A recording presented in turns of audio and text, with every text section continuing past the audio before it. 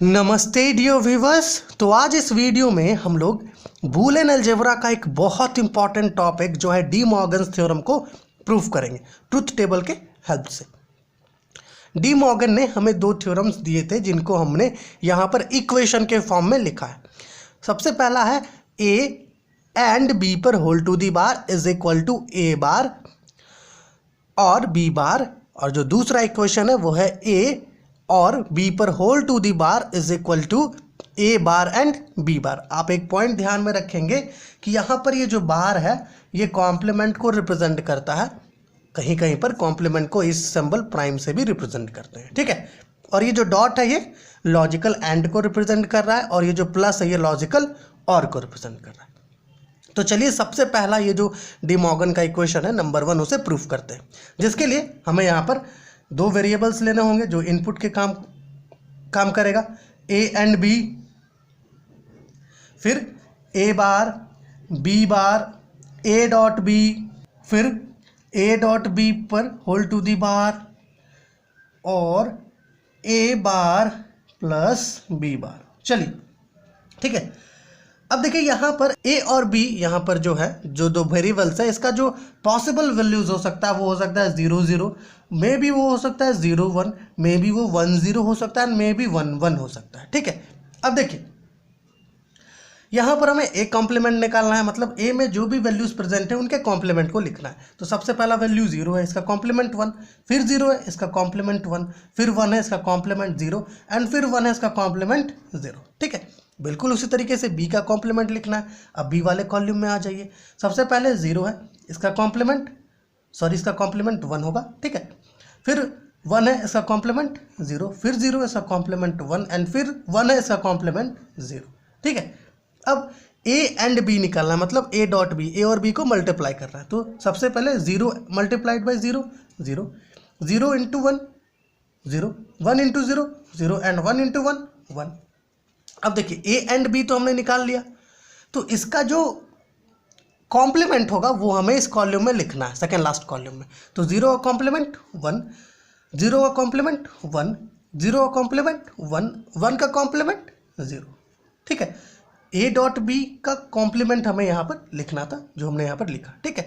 अब हमें क्या लिखना है, ए कॉम्प्लीमेंट और बी कॉम्प्लीमेंट, मतलब A complement plus B complement. ये वाला जो कॉलम है इसमें ए कॉम्प्लीमेंट है और ये जो कॉलम है इसमें बी कॉम्प्लीमेंट है, दोनों को ऐड कर लेते हैं। चलिए तो 1 + 1 1, 1 + 0 1, 0 + 1 1, 0 + 0 0।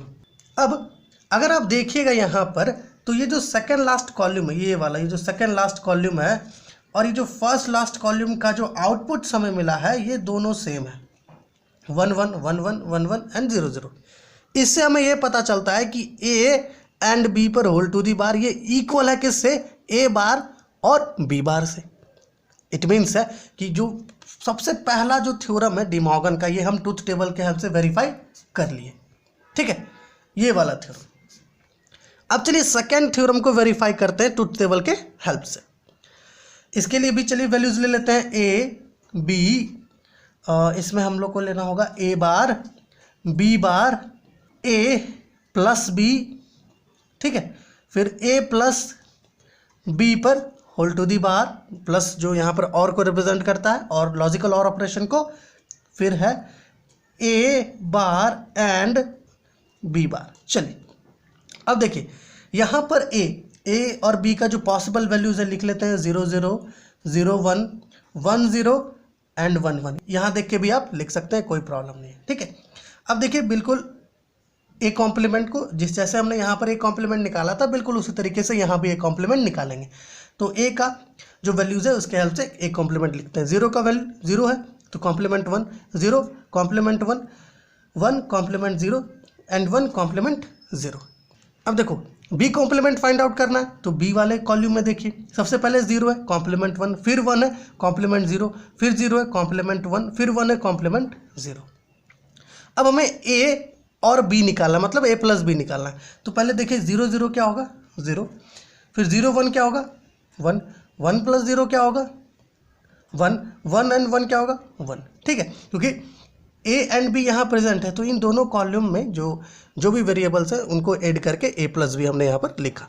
अब ए प्लस बी तो हमने निकाल लिया, अब ए प्लस बी का कॉम्प्लीमेंट हमें निकालना है। तो 0 का कॉम्प्लीमेंट क्या होगा 1, 1 का कॉम्प्लीमेंट 0, 1 का कॉम्प्लीमेंट 0 एंड 1 का कॉम्प्लीमेंट 0।